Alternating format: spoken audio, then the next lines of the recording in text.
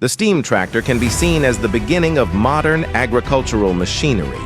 It was a revolutionary tool for farming operations at the end of the 19th century, changing the way agriculture was done.